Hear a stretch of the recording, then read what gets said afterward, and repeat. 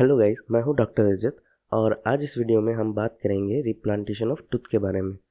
Video थोड़ा लंबा हो सकता है, आप इस वीडियो को एंड तक ज़रूर देखना। रिप्लांटेशन का मतलब ये है कि आप टूथ निकाल के वापस उस सॉकेट में फिक्स कर दें, और ये आइडिया मिस्टर ग्रॉसमैन ने 1982 में दिया था।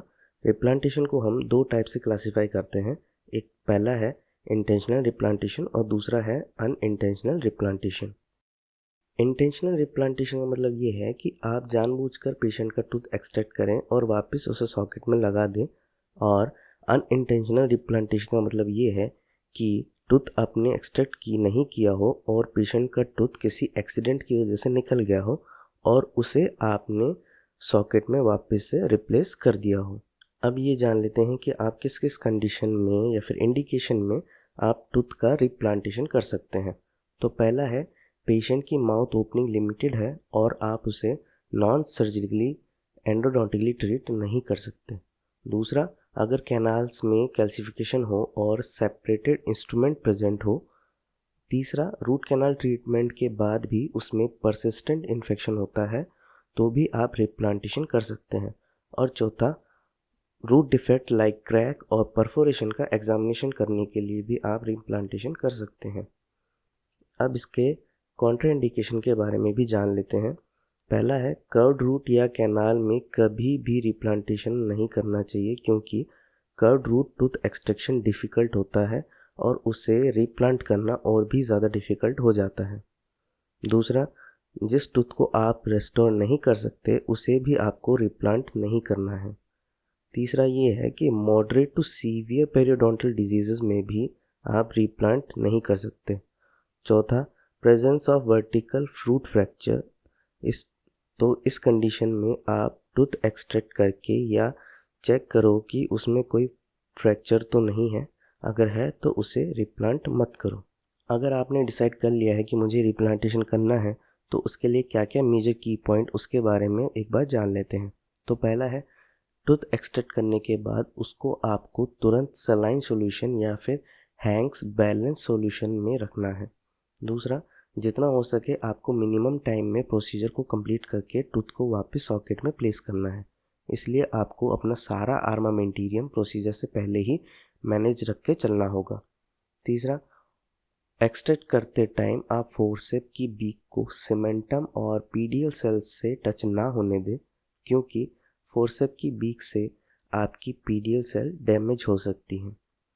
चौथा, और अगर आपको एक्सरे देखकर ये लगे कि एक्सट्रैक्शन थोड़ा कॉम्प्लिकेटेड हो सकता है तो आपको रिप्लांटेशन अवॉइड करना है। अब आते हैं इसके टेक्निक पर कि आपको कैसे प्रोसीजर करना है। एक्सट्रैक्शन को आपको मिनिमल ट्रॉमा के साथ करना होगा। एलिवेटर्स यूज़ नहीं करने हैं और आपके फोर्सेप के बीक्स आपके रूट पोर्शन पे टच नहीं होने चाहिए। अब आपको नंबर 15 स्कैल्पल ब्लेड से पेरियोडोंटल फाइबर्स को इंसाइज करना है। फिर उसके बाद धीरे धीरे से आपको टूथ को एलिवेट करना है यूजिंग रॉकिंग मोशन। अगर फिर भी डर लगता है तो आप पीजो सर्जरी डिवाइस यूज़ कर सकते हैं, वो बेस्ट रहेगा इस काम के लिए। टूथ निकालने के बाद आपको सलाइन में सॉक किया हुआ गॉज पीस लेना है और उससे आपके टूथ को कवर करके रखना है, या फिर आप 1 कप सलाइन में टूथ को छोड़ सकते हैं। याद रहे वो कप प्रॉपरली स्टरलाइज्ड हो। फिर आप टूथ को एग्जामिन कर सकते हैं। अगर आपको कोई डिफेक्ट नज़र आ रहा है तो उसे सलाइन बाथ में ही ठीक कर लें। और याद रहे जितना हो सके आपको मिनिमल टाइम में ये काम कंप्लीट करना है। मैक्सिमम टाइम का कोई फिक्स नहीं है, फिर भी आप प्रोसीजर को मिनिमम 10 मिनट में कंप्लीट करने की कोशिश करें। एक्सट्रैक्शन के बाद सॉकेट को सलाइन से इरीगेट करें और फिर उसके बाद आप जेंटली टूथ को सॉकेट में प्लेस कर दो। टूथ प्लेस करने के बाद आप एक रोल्ड गॉज पीस टूथ के ऑक्लिजल सरफेस पे रखें और पेशेंट को उसे 10 मिनट तक बाइट करने के लिए बोल दें। टूथ को आपको पेरियोपैक, सूचर्स और स्प्लिंट के साथ सॉकेट में स्टेबलाइज करना है और 7 दिन बाद पेशेंट को रिकॉल करें जिससे आप टूथ की मोबिलिटी और स्टेबिलिटी चेक कर सकें। पेशेंट फॉलोअप आपको 1 साल तक करना है।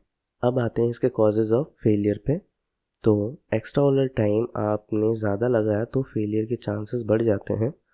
ड्यूरिंग प्रोसीजर अगर कोई कंटामिनेशन हो जाए तो आपका रिप्लांटेशन फेलियर हो सकता है। टूथ को सॉकेट में निकालने के बाद अगर आपने फ्रैक्चर को डिटेक्ट नहीं किया है या फिर अनडिटेक्टेड रह गया तो भी फेलियर के चांसेस बढ़ जाते हैं और mishandling of tooth during replantation procedure, उससे भी आपके फेलियर के चांसेस बढ़ जाते हैं।